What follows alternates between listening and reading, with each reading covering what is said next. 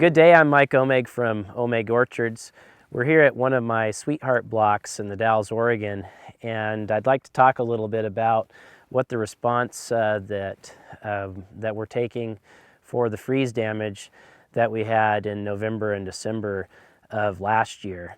One of the really big challenges that we have here is that we haven't experienced a freeze like this in the orchard industry since 1955.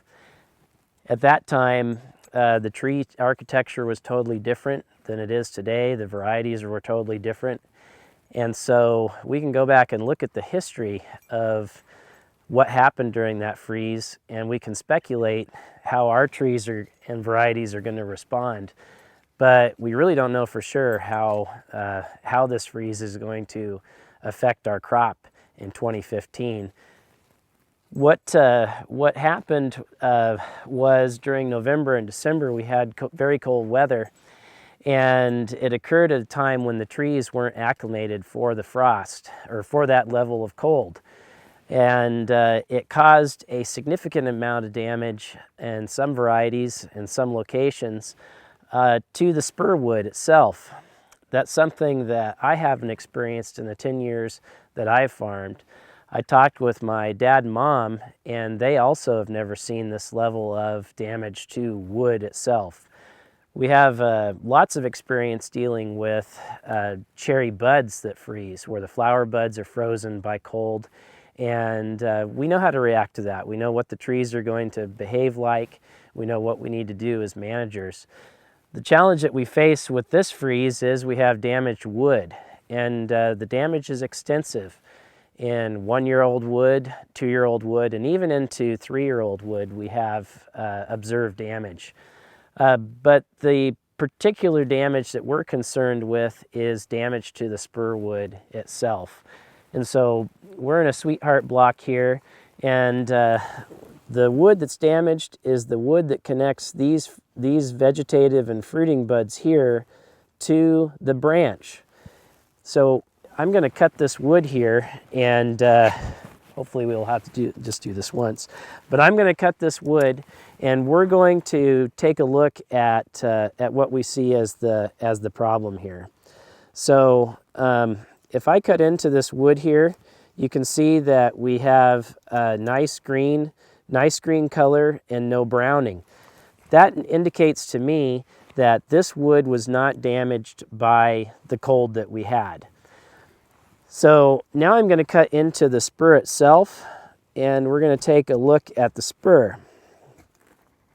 So now I've opened up the spur here, and you see the brown parts here. Those a healthy spur looks just as green as the rest of this branch here. Green and white, that's what we want to see. Occasionally we'll see some of the pith showing a light tan, but not very common in young spurs like these. But this browning was caused by the cold that we had. And what happens is the cells freeze and they burst open. And the browning that we see is all of the cellular contents, the sugars and other cellular contents, the cell juice, if you will, that's now leaked out of these cells because the cells have ruptured, and this tissue is dead. So the brown tissue that we have here is dead. Now the question is, this spur has been damaged. We know it's been damaged because there's brown tissue here. The question is, what's going to happen to these fruiting buds and vegetative buds here? Is this spur still viable? Is the nutrients, or are the nutrients that are being transported along the branch here still going to be able to come up into this bud through this damaged area? And that's the trick question. That's the million-dollar question that we don't know. Obviously, there's going to be some effect here with this spur because the conduit that the nutrients travel in has been affected. It's brown. How much it's been affected, we don't know. So we're taking a very cautious approach here at Omeg Orchards. Because we don't know if this spur is going to be viable or not, we've modified our pruning program accordingly.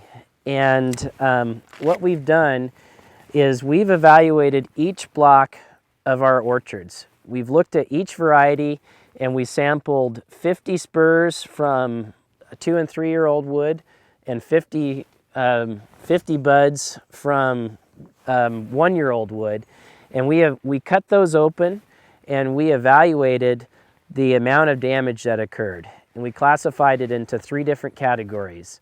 Healthy, meaning all green and white, like what we saw on the branch here. Damaged, meaning that there's some browning in it. And then dead, which means that there is no green visible, it's all brown, or almost all brown. So this bud that we just, or this spur rather, that we just looked at, we would categorize that as a damaged spur. And we're rolling the dice with it, and we're gonna say that this spur is going to heal, that the tree will repair the vascular tissue, and that it will remain a viable spur in the future.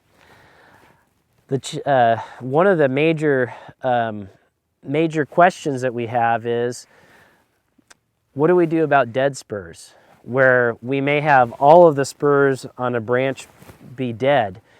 Those spurs are finished. They're never going to grow again. And so what we're doing is we are cutting back in varieties that are severely damaged. We're trying to cut those dead spurs back off of the tree, because we don't want to just have growing and new fruiting wood coming out here and have a zone of blind wood here where there's no efficiency, no yield being generated. So we're cutting back, and we're going to be regrowing the structure of the tree. But at the same time, we're balancing that with, if we cut too aggressively and we remove a crop that has been damaged by cold, we can remove so many of the cherries that there's not an economically viable number of cherries left to harvest. We need to have a certain amount of fruit to pay for the cost and expense of moving into a block and harvesting.